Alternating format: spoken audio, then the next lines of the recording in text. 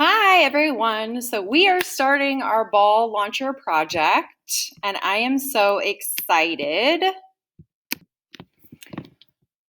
I am so super excited. So this is going to be due September 18th. No ifs, ands, or buts. So you've got to try to figure this out.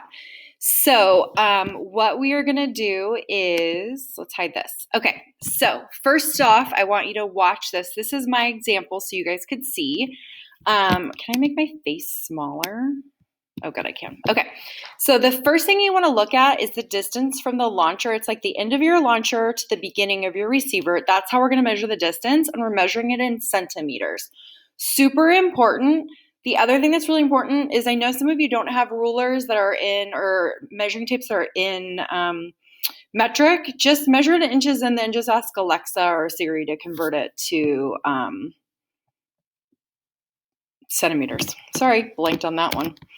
So the next thing we're going to do is, let's look at this. Scoring. There's a formula that I've already built in for you, so you don't really need to worry about that too much. But it's basically based on two things, the distance and then your materials cost. So your official rules, you're only allowed to use the materials that are that are outlined. You can't use anything else like cool Legos or anything like that. Your cardboard base has to be flat. Okay. Sorry, left you for a second. I know, such great videoing. So it has to be flat. You can't like fold it and make it even better. You can cut materials though, so you can cut your papers in half. You can cut a hole in a cup.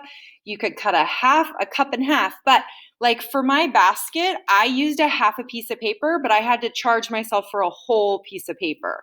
And then you have to charge yourself for a whole roll of tape, even though I only use like 10, 15 pieces. Everything has to fit on your top of your launcher. So what I did was I just measured a 30 by 30, or I just did a 12 inch by 12 inch long, basically two rules. There's no height restriction, so this is going to be fun.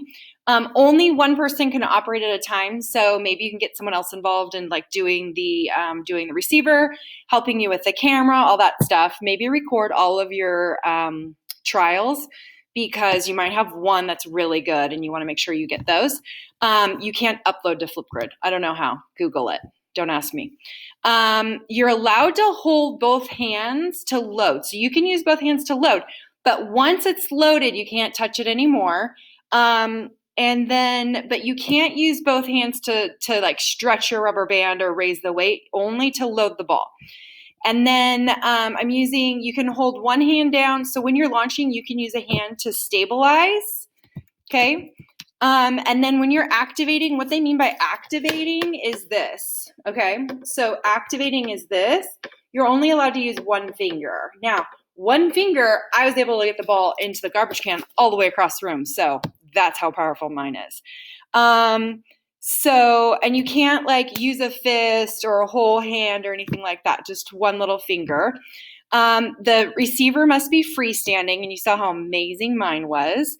And you can't touch the receiver. So once the test is going, no one can touch it.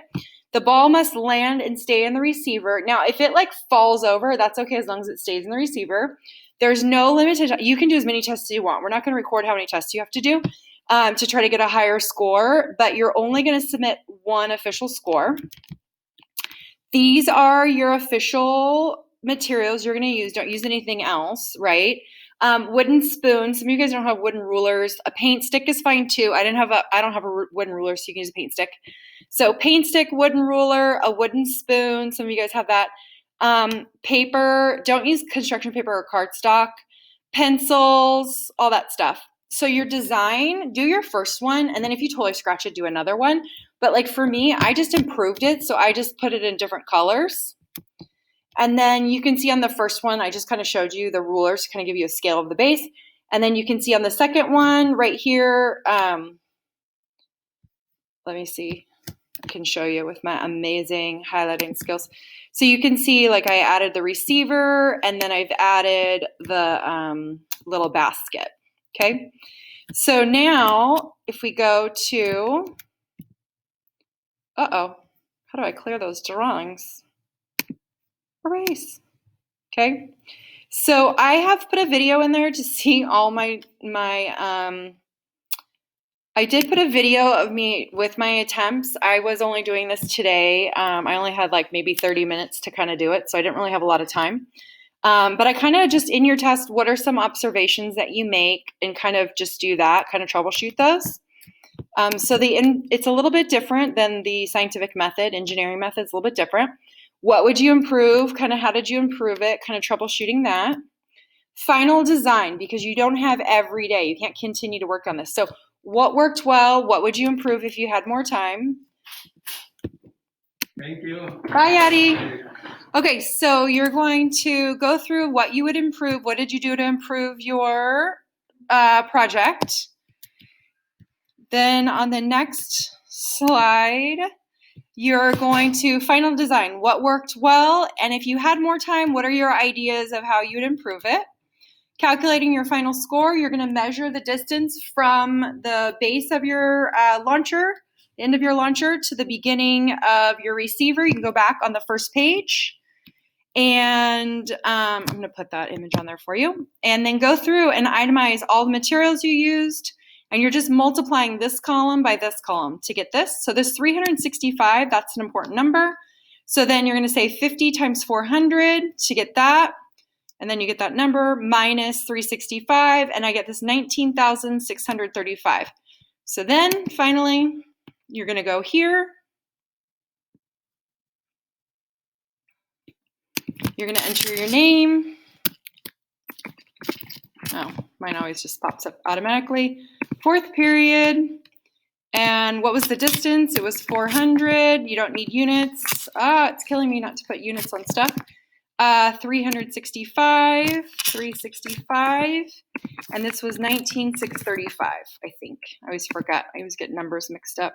Okay, 19. Okay, and then you're just going to click submit. Don't worry about commas or anything like that. So I want you guys to have fun with this challenge. It's the Ball Challenge, Ball Launcher Challenge 2020. And I cannot wait to see what you guys create.